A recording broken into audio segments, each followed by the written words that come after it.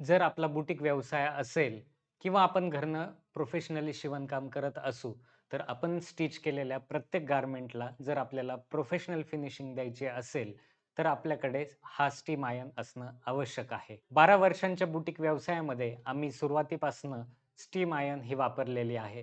त्यामुळे आम्हाला जो फिनिशिंगला रिस्पॉन्स मिळालेला आहे, तो अगदी छान आहे. तर या व्हिडिओमध्ये आपण जो नवीन स्टीम आयर्न घेतो, तो प्रॉपरली कशाप्रकारे इन्स्टॉल करायचा हे मी आज दाखवणार आहे. चला तर मग आपण अनबॉक्सिंग करूया. तुमच्याकडे कोणत्याही कंपनीचा स्टीम आयर्न असू द्या किंवा तुम्ही तो बाय करा. तर सगळ्या स्टीम आयर्नचं इन्स्टॉलेशन करण्याची सहसा एकच प्रोसिजर असते. आता आपण अनबॉक्सिंग करूया. अनबॉक्सिंग करताना या बॉक्समध्ये काय दिलेलं आहे आपण ते बघूया. या ठिकाणी सर्वात आधी या बॉक्समध्ये तुम्हाला टेफ्लॉन शू पाहायला मिळेल. सहसा हा कोणत्याच स्टीम आयर्न बरोबर दिला जात नाही, परंतु आपण तो पूर्णपणे फ्रीमध्ये देतो. हा टेफ्लॉन शू आहे. हा नंतर कुठे लावायचा, कसा वापरायचा आपण ते बघूया. त्यानंतर या ठिकाणी आपल्याला एक वॉटर टँक मिळेल. या वॉटर टँकची कॅपॅसिटी सहसा 4 ते 5 लिटर असू शकते. या वॉटर टँकमध्ये काय-काय आहे आपण ते पण बघूया. या वॉटर टँकमध्ये टँकला हँग करण्यासाठी या ठिकाणी एक स्ट्रीप दिलेली आहे. त्याचबरोबर वॉटर टँकला आपल्या स्टीम आयर्नला कनेक्ट करण्यासाठी हा एक पाईप दिलेला आहे. त्याचबरोबर एक नॉब आहे आणि एक स्प्रिंग देखील दिलेली आहे. ही आपली वॉटर टँक आहे. आता बघूया पुढे बॉक्समध्ये अजून काय आहे. तर बॉक्समध्ये ही आपली स्टीम आयर्न आहे. त्याचबरोबर ही एक बेस प्लेट दिली आहे, जी की आपल्याला खाली ठेवायची आहे आणि त्याच्यावरती स्टीम आयर्न आपल्याला या पद्धतीने ठेवायची आहे.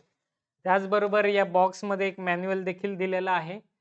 पूर्ण इन्स्ट्रक्शन्स याच्यात दिलेल्या आहेत. कशाप्रकारे ही स्टीम आयर्न आपल्याला इन्स्टॉल करायची असते आणि कशाप्रकारे ती वापरायची असते. तर थोडंसं मॅन्युअलमध्ये पाहायला गेलं तर ही जी स्टीम आयर्न आहे, याचे वेगवेगळे मॉडेल्स आपल्याला पाहायला मिळतात. तर याचा जो पॉवर सप्लाय असतो तो 1200 ते 1600 वॅटचा असतो. याची जी टेम्परेचर मेंटेन ठेवायची जी रेंज असते ती 120 डिग्री सेल्सियस ते 180 डिग्री सेल्सियस असते. याला पॉवर सप्लाय 220 व्होल्ट्सचा लागतो. त्याचबरोबर याची वॉटर टँकची जी कॅपॅसिटी आहे ती 4 टू 5 लिटर आहे. तर चला आता आपण बघूया याचं इन्स्टॉलेशन कशा पद्धतीने करायचं आहे. तर आपली ही जी स्टीम आयर्न आहे, याला जे पॉवर सप्लाय देण्यासाठी जे हे केबल दिलंय ब्लॅक कलरचं, हे साधारणतः 1.5 ते पावणे 2 मीटरचं येतं. तर आपल्या प्रेसला या ठिकाणी एक सॉल्व्हनेट वॉल दिलेला असतो, ज्याला आपल्याला आपला पाईप कनेक्ट करायचा असतो. पाईप कनेक्ट करण्यापूर्वी आपल्याला ही जी स्प्रिंग या ठिकाणी दिलेली आहे, ती या पाईपमध्ये आपल्याला इन्सर्ट करावी लागते. याचा उपयोग काय असतो, तर हे देखील मी तुम्हाला सांगणार आहे. तर ज्यावेळेला आपण आपला हा जो पाईप आहे, तो या ठिकाणी आपल्याला कनेक्ट करावा लागतो. हा थोडासा हलकासा गरम करायचा, जेणेकरून तो फ्लेक्सिबल होतो आणि तो या ठिकाणी आपल्याला इझिली कनेक्ट करता येतो. कनेक्ट केल्यानंतर हा पाईप खालीपर्यंत न्यायचा आहे आणि व्यवस्थित पॅक बसवायचा आहे. आता जो आपला पाईप आहे, त्याची जी ही दुसरी बाजू आहे, ती आपल्याला कशा पद्धतीने कनेक्ट करायची हे देखील आपण पाहणार आहोत. तर हा आपला जो वॉटर टँक आहे, तो वॉटर टँक ओपन करायचा त्याचं झाकण. हा जो आपला टॅब आहे, हा ओपन करायचा आहे. याचे जे थ्रेड आहेत, हे आपल्याला या टँकच्या होलमधून आतमध्ये हे करायचेत आणि या ठिकाणी जे फिल्टर दिलेलं आहे, ते व्यवस्थित आतमध्ये इन्सर्ट करून ते फिरवून घ्यायचंय, म्हणजे जो आपला खालचा नॉब आहे, तो प्रॉपरली फिट होणार आहे. मी प्रॉपरली आतनं त्याला होल्ड केलेला आहे आणि या ठिकाणी मी तो जो नॉब आहे, जी टॅब आहे, हे व्यवस्थित मी फिरवून आतनं पॅक करतोय त्याला. हे दोन्ही साइडने ज्यावेळेला मी पॅक करतो, त्यावेळेला कुठल्याही प्रकारचं वॉटर लीकेज या ठिकाणावरनं होणार नाहीये. आणि त्याच पद्धतीने हा जो आपला पाईप आहे, हा दुसऱ्या साइडने पाईप मी या ठिकाणी प्रॉपरली व्यवस्थित तो हळू फिरवत त्याला या ठिकाणी मी सेट केलेला आहे. आता या पद्धतीने आपण ते व्यवस्थित सेट करायचंय. हा जो आपला स्ट्रिप आहे, हा व्यवस्थित आपल्याला या ठिकाणी लावून घ्यायचा आहे. ज्यावेळेला आपण हा स्ट्रिप प्रॉपरली लावून घेतो, त्यावेळेला तो चेक करायचा आहे, तो प्रॉपरली बसला आहे का? कारण ज्यावेळेला आपण याच्यामध्ये पाणी टाकणार आहोत, फिल करणार आहोत ही टँक, त्यावेळेला त्याची कॅपॅसिटी या स्ट्रिपने होल्ड केली पाहिजे, ही आपण काळजी घ्यायची आहे. हे त्याचं कव्हर आहे. हे कायम हे कव्हर याला पाणी टाकल्यानंतर व्यवस्थित त्याच्यामध्ये आपण ठेवून द्यायचंय. झाकून ठेवायचंय याला. आता या ठिकाणी हा जो आपला टेफ्लॉन शू आहे, हा कशा पद्धतीने लावायचा तो देखील दाखवणार आहे. ही जी आपली आयर्न आहे, हा मी टेफ्लॉन शू खाली ठेवलाय. आयर्न एका हातात घेतलीये. ही स्प्रिंग मी एका हाताने वर केली आहे आणि हा आयर्न याच्यामध्ये ठेवलाय. ही जी स्प्रिंग आहे मी प्रॉपरली या ठिकाणी आयर्नमध्ये फिक्स केलेली आहे. तर या ठिकाणी तुम्ही बघू शकता हे व्यवस्थित लावलेलं आहे. आता ज्यावेळेला मी प्रॉपरली आयर्न ही इन्स्टॉल करतो, त्यावेळेला हा जो पाईप आहे तो एका ठिकाणी मी इथे लावलेला आहे. माझी टँक ही वर हँग होणार आहे. आता आपण असं अझ्युम करूया, ही टँक आपण याच्यात पाणी फिल केलंय आणि ती हँग केली आहे आणि हा जो पाईपचा एक एंड आहे तो आपण या नॉबला व्यवस्थित लावलेला आहे. आता ज्यावेळेला आपण आयर्नला सप्लाय देतो, गरम करतो, त्यावेळेला या ठिकाणी काही सेटिंग्ज दिलेल्या असतात. ऑफची सेटिंग आहे. आता या ठिकाणी बघू शकता एक छोटासा एरो दिलेला आहे. या एरोच्या समोर जे काही डिजिट असेल, त्यावरती आपली आयर्न सध्या सेट केलेली आहे, असं कन्सिडर केलं जातं. तर या एरोच्या समोर ऑफ दिलेला आहे. तर सध्या आपली आयर्न ऑफ आहे. या ठिकाणी तुम्ही पाहू शकता, इथे स्विच आहे, ऑन ऑफचं स्विच आहे.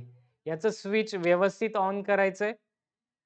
या ठिकाणी पाहू शकतो आपण, ही जी आयर्न असते जनरली याचं मॅन्युफॅक्चरिंग चायनामध्ये झालेलं असतं.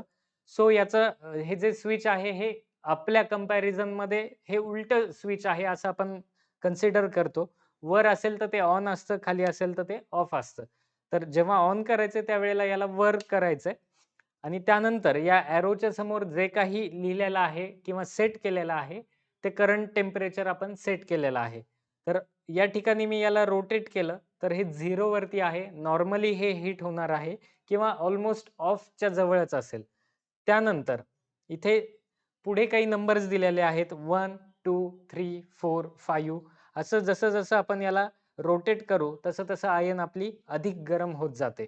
आता ज्यावेळेला आपली आयर्न गरम असते, ही आपल्याला आपल्या स्टँडवरती प्रॉपरली ठेवायची असते.